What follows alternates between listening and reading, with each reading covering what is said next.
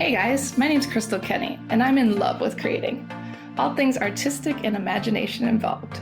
I'm an American girl who chased her creative dreams all the way to Paris, France, making a living using photography. This podcast takes you inside the stories of all the artsy folks I've met along the way and gives you that extra push to discover your creative gifts. The desire to create is deeply inside each and every one of us, and I give you the tools and inspiration to find a new way of living a more creative life. This is La Vie Creative, the podcast.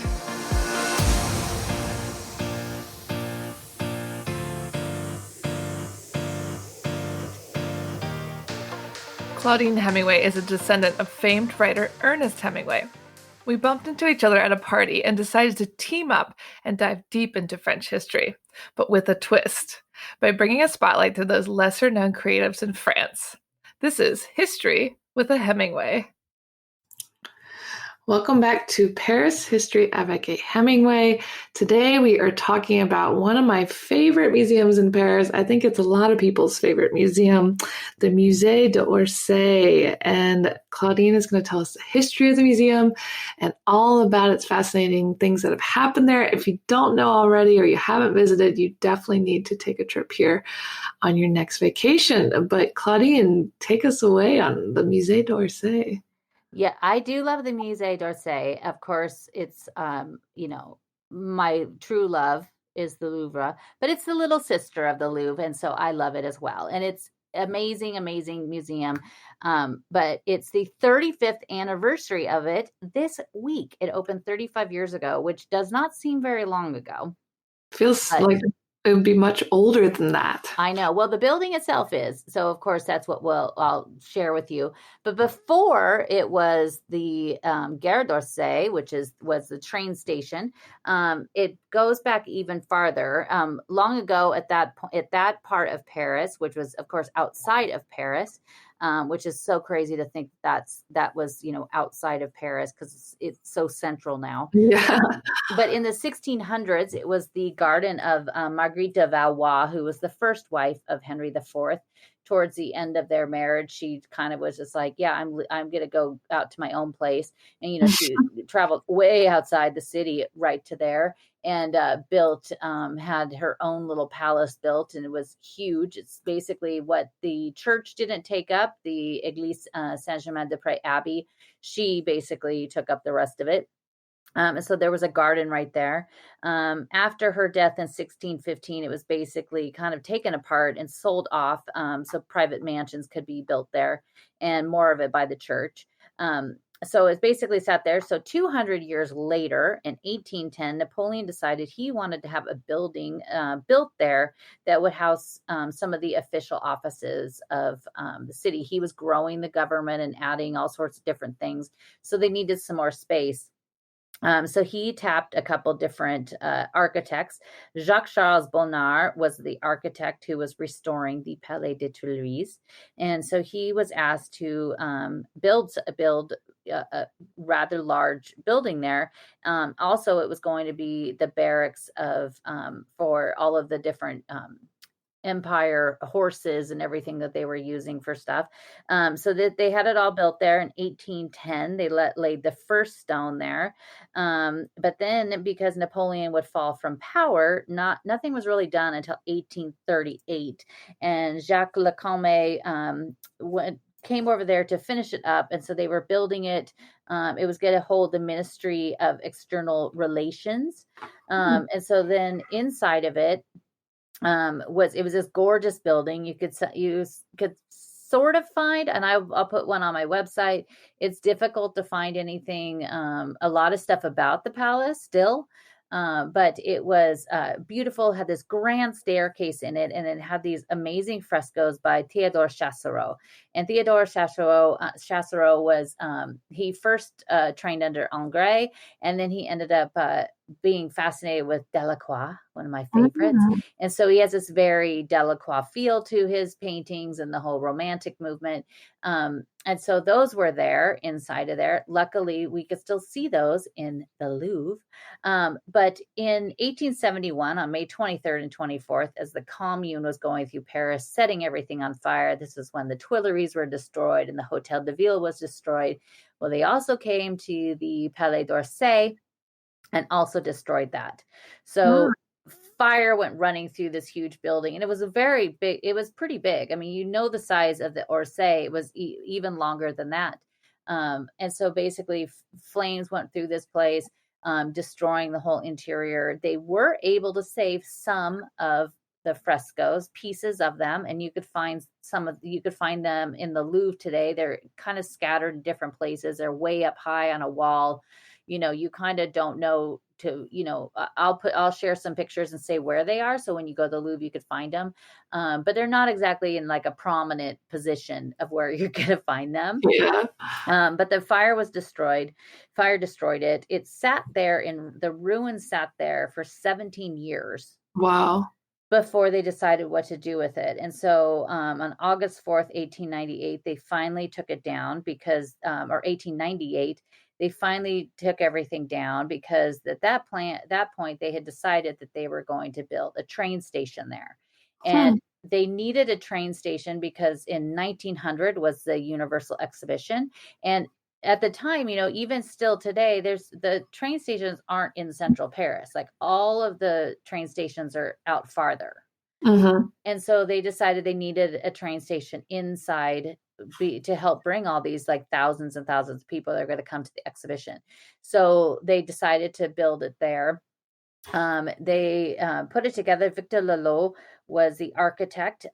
He was basically told to, at that point, you know, give it more of a Second Empire feel than the Art Nouveau that was at that time. And so because of where it was, you know, so close to the Louvre, and it was, you know, everything built around it were these very elegant, you know, Hotel Particulier. You had the Hotel Seine, which is the Musée for the Légion d'honneur, which is right across from it. And so they said, it needs to be something that's going to fit in, you know, seamlessly to this area because everything around here is so old.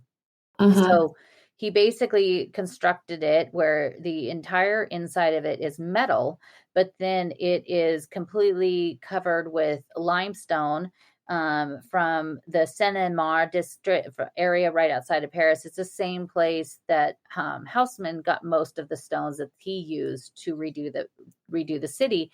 So it basically, you know, that's why it kind of fits in so easily with everything. And you would think that it's much older because they designed it that way on purpose. Oh, that's so smart. Yeah, they're very smart. But it went up in record time. It went up in under 2 years. They would have 300 workers during the day, every single day, and about 100 of them at night working nonstop to get it done. And because it was metal, the great thing about this is a lot of the times, just like the Eiffel Tower, a lot of the pieces were constructed off site and then just brought in and then put together. So it was kind of like, you know, an erector set. Yeah, I mean, that's one of my favorite things about the museum. It's just the building itself is so beautiful. Yeah, the beauty, I mean, it is gorgeous. It's really cool inside. And they, you know, later on, you know, what we talk about how it turned into the museum, they really, you know, did everything they could to kind of, you know, keep a lot of that. But on July 14th, 1900, it was inaugurated as a train station, but it had actually started working already in May. So the exhibition started in April, mid-April, the beginning of May. It was already bringing people in. And one of the very first, in the very beginning of it, one of the people they brought in was Picasso.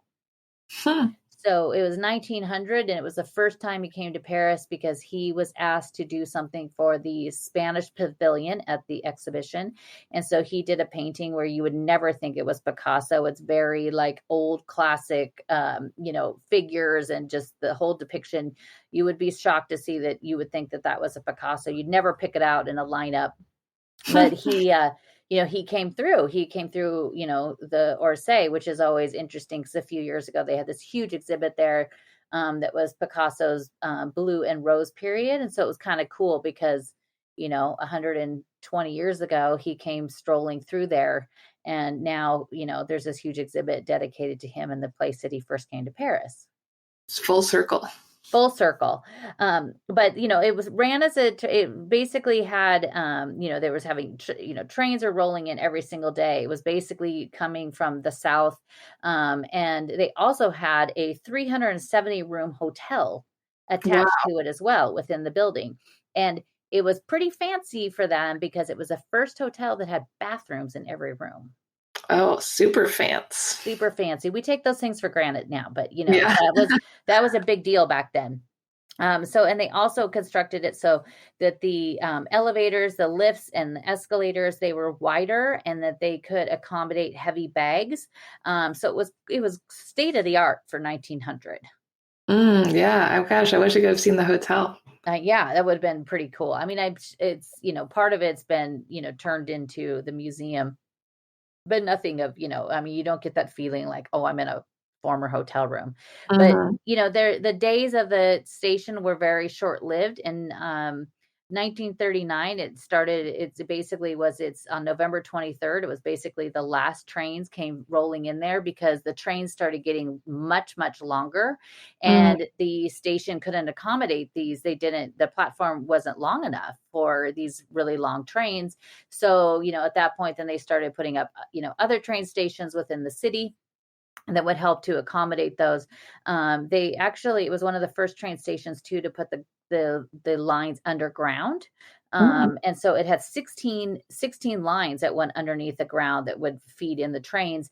And so basically when they got too long, they couldn't use that station. So up until 1939, it stopped all the long haul. And then after that, for a few years, it kept kept with the shorter trains. It basically just served, basically like the Arrière.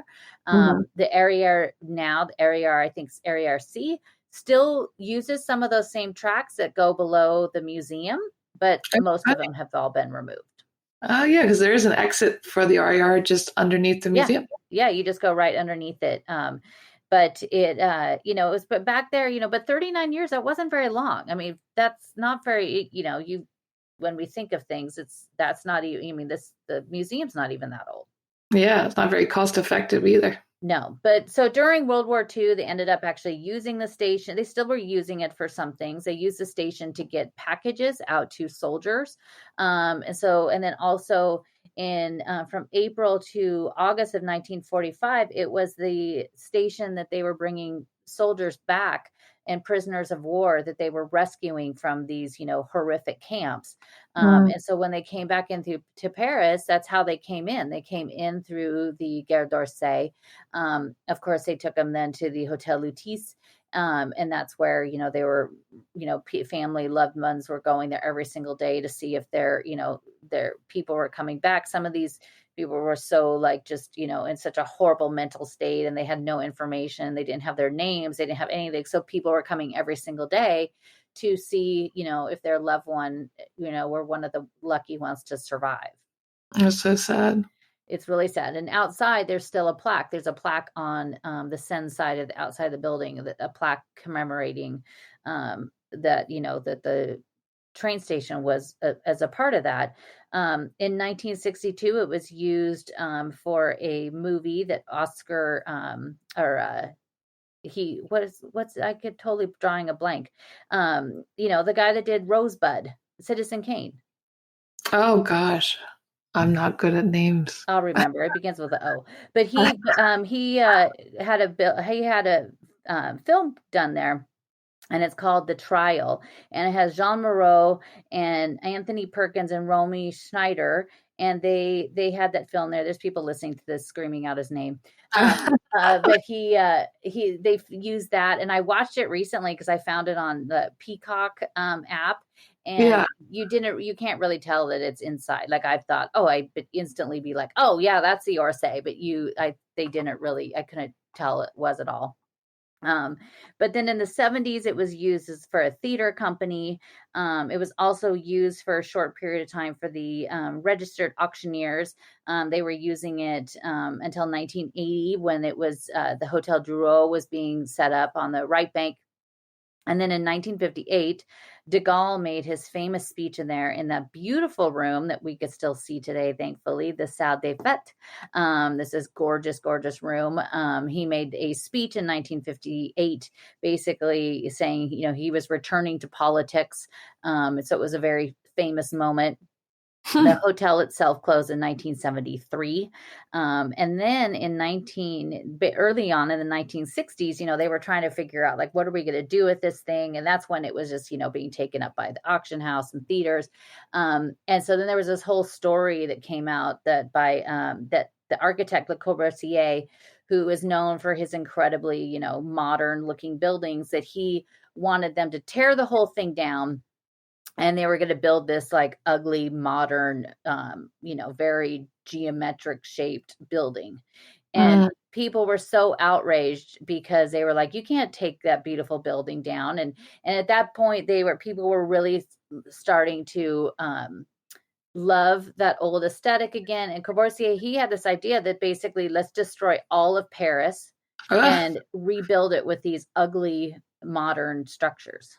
Oh, thank God he wasn't successful. Yeah, you could tell that I'm not a modern architect fan. So, but everybody, because he wanted to do this, everybody was like outraged. And so they basically were like, no, we're not going to let this happen.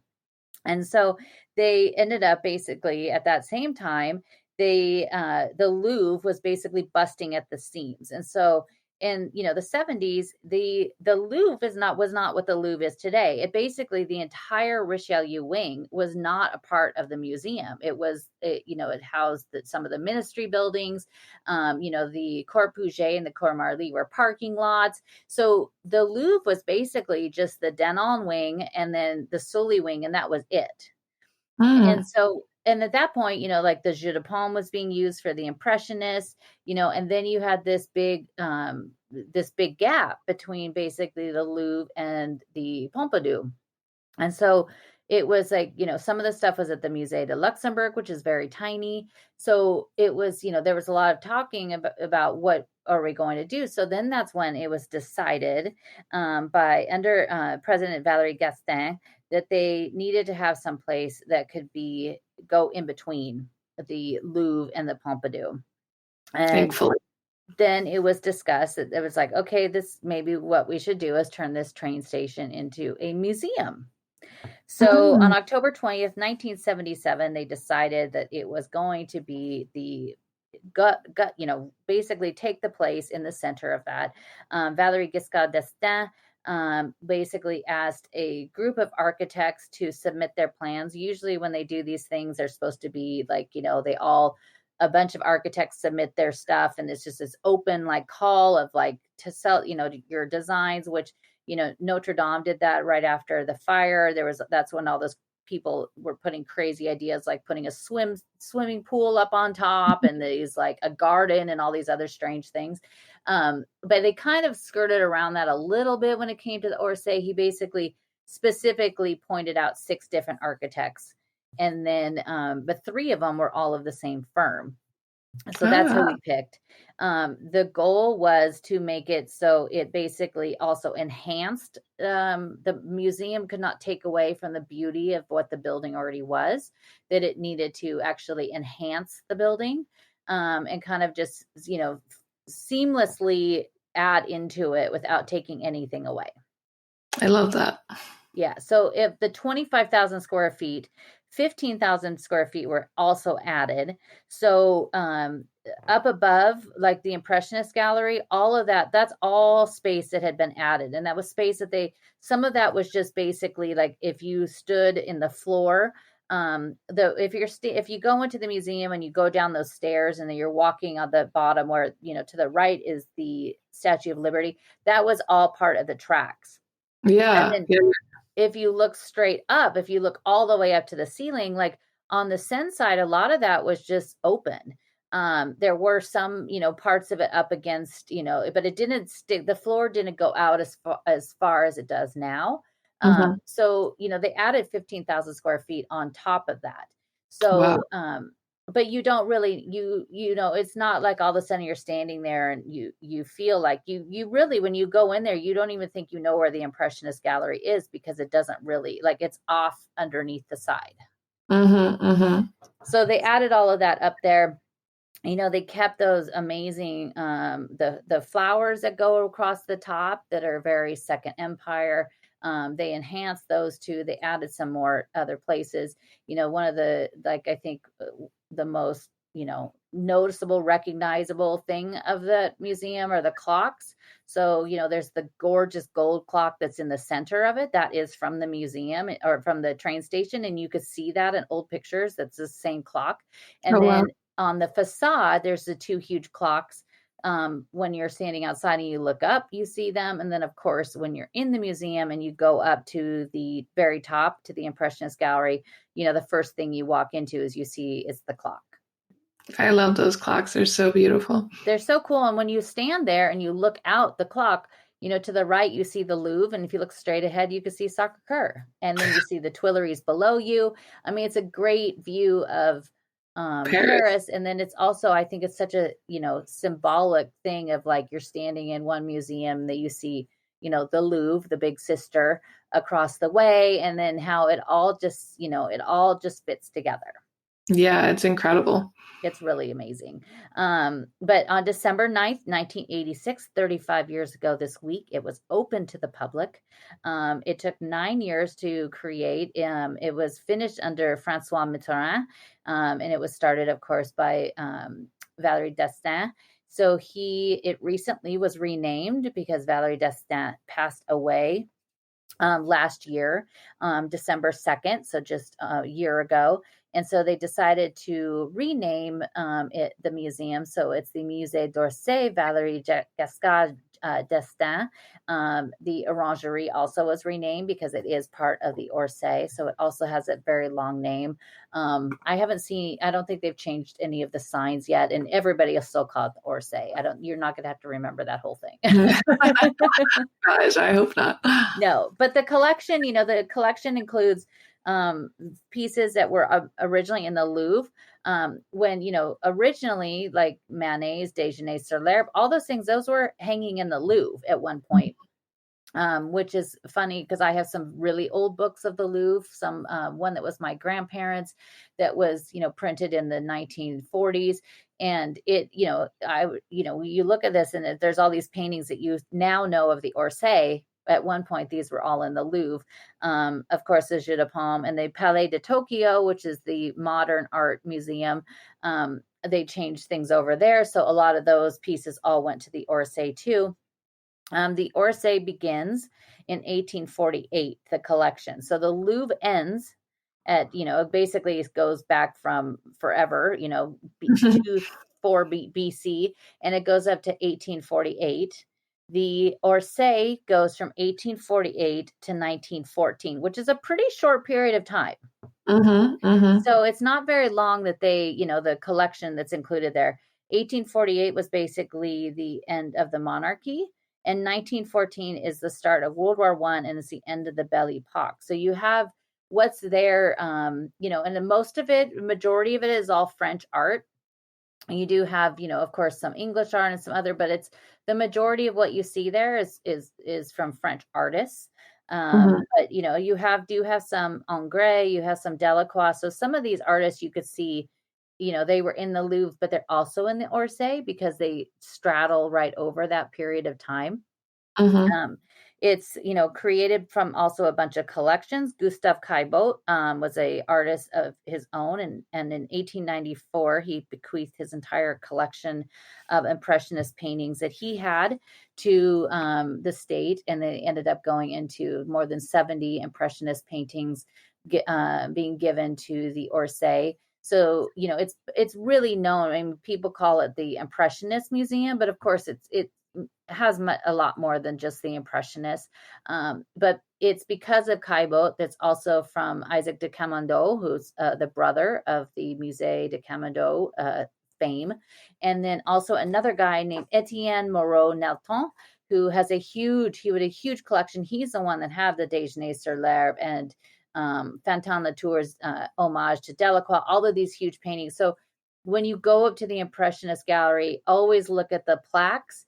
And they always will say who they came from. And basically those 3 people fed almost the entire Impressionist Gallery. That's so fascinating. I had no idea. Yeah, I'm kind of obsessed with, I really want to find out more, especially about the Louvre, like all of the different collections, because you do have some large collections. Some of them come with stipulations, like They all must be hung together and in this exact way that the person that gave it to him, they want him to keep this way. Some of them, Isaac Camando, his when he donated everything to the Louvre, they had to stay together for like 60 years. And then after 60 years, they could move them. So that's why you see some of the stuff in the Orsay. There's one collection in the Louvre. There's this one room that you could see some of the Impressionists inside the Louvre still because it's part of this one collection. And the thing is that it always had to stay together. It could not be separated. So Wow. you can find some Monet and some Renoirs in the Louvre, but it's one room. But it's really interesting. I kind of want to find out even more about the collections, but some of them did it, and they just kind of want to just quietly give it. There's two Americans that in recent years have bequeathed their own huge personal collection to the Orsay after they die, and it's something like 100 paintings. Yeah, it's the largest in history. Spencer. Yeah. So that's going to be, it's going to be neat to see what some of those are and how they're going to do it. The Orsay is constantly moving things. I've taken people in and give them tours, and I've, been like, oh, and then, around the corner here is the Fantin Latour homage to, Cézanne. And I'm like, well, it was there yesterday. So they move things all the time. They used to have on their website, where you could go in there and they would you could find out every day, like you go in there, see what the location is that painting, but they've since changed their website and I can't find any of that information, which is a big bummer for me. But it is, they move things around a lot. So don't get upset if you go in there and you can't find something that you saw there 5 years ago. It's probably there. It's just probably moved. But when they redid it and they turned it into a museum, it was, they wanted to stay true to what it was originally built. On the outside of it, if you go on the very top floor in the Impressionist gallery, do not miss the opportunity to look out the windows. There are, of course, the big clock. There's two clocks. One of them is in a cafe. One of them, the cafe one, you can't really get too close without, disturbing people eating.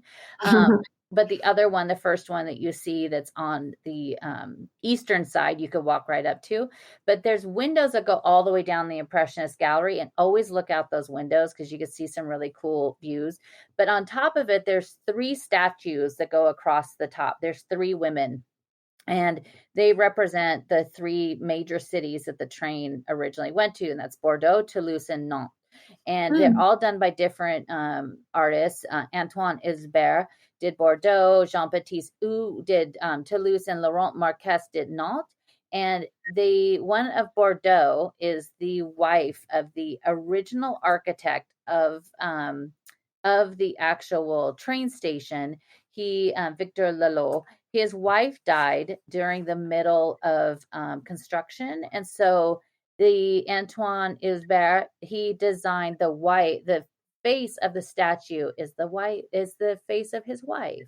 Oh, that's so sweet. I know. I love that story, but they're all different. It's really neat to see. So you could go out there and see these right outside the window. And a couple years ago, I think it was December 2020, when I was there, and I kept hearing this weird noise, and I was like, what is that noise? And it was snowing, and it was like hitting the roof, hitting over the lights in the Impressionist gallery. And so I walked to the window, and it was at 9 a.m. before it was opened, and took a video of the snow coming down over like the Tuileries and everything. It was so pretty. I used to be able to walk out there to where the statues were too. Now I think the doors are usually closed. But oh yeah, I've never seen them open. I mean, that would be amazing if you could walk out there. Yeah, because I've been out there a couple times, but maybe I was shooting an event or something. But yeah. Oh, I would love to be able to go out there. But before it turned into the Musée d'Orsay, there was a short period, even before they decided to build the train station. There was talk of building a museum there that was going to be the Musée des Arts Décoratifs. And that is when Rodin was commissioned to do a piece for the door, to create this monumental door that people would come through. And that would end up being the gates of hell. Ah. So, of course, that museum didn't happen. There is the Musée des Arts Décoratifs. It's over in the Louvre complex of the Louvre buildings, which is always confusing for people. But it would never came to pass. And so he was actually in 1879 commissioned to do that. By 1882, it was abandoned. But he still kept working on it. He worked on it till the end of his life. And the original plaster copy of it that he created is in the Orsay now. I love that. And so it's there. It's kind of in the very back part between like the elevators and where you take the escalator to go to the back. It's back there. So a couple little things about the Orsay, some good little tricks. When you do go into the Orsay, go straight to the very top and go to the Impressionist Gallery, start there and then come back down. Most people start at the bottom and work their way up. So especially if you get there early in the morning, go straight to the top and go to the Impressionist Gallery because it won't be as busy because most people start at the bottom. Currently, the escalators are out of commission. So the ones in the very back. And so it's tricky to get up there. If you go towards where the escalators are all the way at the back of the building, there's an elevator there, or you could take the stairs. Take the elevator. Yeah, so there's an elevator back there. There is also a series. You could go up some stairs for a few flights and then take an escalator that's on the front side of the building, more on the side that you enter. But it is a good idea to go all the way up to the top. Of course, you see the center of it that's all statues, but on either side of the center alley are other smaller rooms and there's 2 floors there. So there's a bunch of them there. On the third level up there, there's the upper terrace that has more statues. And then there's rooms on either side of that. That's on the south side. That's sometimes where they do some of the special exhibits, some of the smaller ones. There's a few different locations in there that they have special exhibits, and they do an amazing job with the exhibits that they do. And so there's always something going on. There's usually 2 to 3 exhibits at one time, different sizes, of course, but the museum is closed on Mondays, and then it's open 9:30 to 6 the other days of the week. And on Thursday, they're open late till 9:45. And those are the late night is always a good secret. Go in there at like 5. And then most people leave because they go to dinner, and it's a lot quieter on those nights too. Yeah, because it can get really busy in there. It could get insanely busy. I did a live video in September from there one day, and I always go before it opens. So another amazing thing that if you want to go to that museum and it's been your dream to go there the whole time, when you go, just become a member. And it's not very expensive. It's 42 to 65 euros. It depends. Like right now, I think they're actually doing a deal on it, but it's 42 to 65 euros, which is about 3.5 visits. So, even if you're only going there and you're going to Paris for a week and you're dying to go see the Orsay, it would be worth it because you get to go in 30 minutes before it opens as a member. That's so cool. It's so amazing. There's times that I have gone in there at 9 a.m. Before it opens, and I've gone straight up to the Impressionist Gallery and had almost an hour and a half by myself on the 5th floor with just me and the security guards, and that's it. And it was amazing. So when I went in there on at 5 o'clock on a Sunday to do a live video from there, I thought I was going to have a stroke because there were so many people in there. It was insane. I could barely even show anything because there were so many people. It was just absolutely crazy. But you as a member, you get 30 minutes. There's also, you can become an American friend of the Musée d'Orsay. You also, as a member of the AFMO, you also get that. You also are able to go in there a half hour before they open. And their starting out is $250 for the membership the lower membership that allows you to get in there. But honestly, it is worth it. If you could go in there and you would have 45 minutes to an hour before it gets crazy busy, you will never want to go in there any other way. That's so true. Having a museum to yourself is the best thing in the world. It is the best thing. And after that, I'm like, I know I'm really spoiled, but I cannot stand all it's too busy. Because when you get to go see a museum and it's basically closed or nobody is there, it takes everything is like the art, everything basically, like it's just louder. Like it just, like you could really take it in. You could really have a moment with this paint. If you've always wanted to, your entire life to be able to see the Van Gogh paintings, just go and spend the 50, 60 euros and buy the pass so you could go in there by yourself and go there first thing, go straight up there. And then you could have a half an hour by yourself with Van Gogh. And it's literally, there's nothing like it. Yeah, that's so true, because when you're dodging tourists, it becomes really annoying. Yeah. And one of the last times when I was in there, because what I do a lot of times, because as a member, I will a lot of times just go there, and I get there and I have my period of time by myself until about 10:30, when it starts to really fill up with people. And then I leave, and then I may come back the next morning and come back at 9, and from 10:30. And then I have like, okay, I want to go to this, and this, go in there. I see that. Then I go on to my next stop of the day. The last time I was in there, a few weeks ago, there was a couple that were basically, she was having him take pictures of her, basically standing there looking at Van Gogh, pretending to like contemplate the art, but basically it was just for, her Instagram or something. And I was just getting insanely annoyed.